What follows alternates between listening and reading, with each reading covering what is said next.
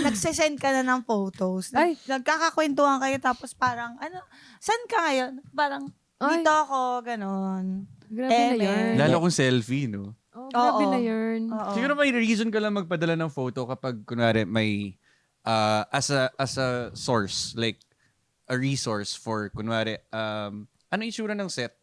Di ba? O yun, pwede. Bakit may kasama pa yung mukha mo? Hindi, walang selfie. Tapos, anong gate yan? Like, ito for someone na kausap mo na hindi mo karelasyon na. Oo. Pero, kunwari, sabihin natin work, lalo na sa atin, pag taping, di ba? Ito yung gate, or ito yung ganito, ito yung Yes. itsura ng ganyan. Saan ako Reference papasok? pala, as a reference. Oo. Pero kung may selfie na yung kasamang pag-send mo ng ganun. Diba? Tapos may ganito pa.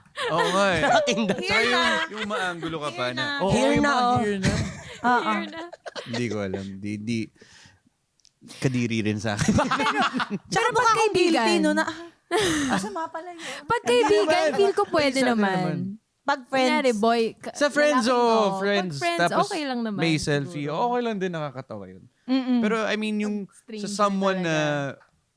malabo na parang biglang nagkamali siya, parang Oo. padalan mo ng gano'n. Lalo na pag nude Oo, pic. off yun. Siyempre, bawal talaga yun. Inano mo pa, pag diba? Hindi mo pwede isend yun ng gano'n. Oo. Ma, may rashes ako dito. Tignan mo ngayon, kung hindi pantay. Yung mga kunyari innocent, yung kunyari innocent, yung May- paganyan nakita yung cleavage. Ako May inaway alam ako. na namin yan. May inaway ako Oo. ganyan. Naalala ko lang. mo sa akin, baguhin mo na. Oo, Tingnan totoo. na natin kung okay sa'yo o hindi. Kung hindi, edi mas as early as now, tara na, move on na tayo. Diba? Ang ganda nung parang nung nag-enter si Isa sa relationship na ganyan ka-mature, ang ganda nung effect din sa kanya as a person. Kasi parang, merong ganun yun eh. Wait, they don't love you like I love you. Alam mo yun? Di ba?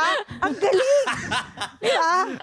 Ito naman, Ano yung yung next? pagsustalk mo ng crush online.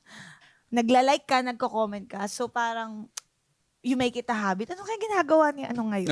Tignan ko nga. kadiri yun. Oo nga.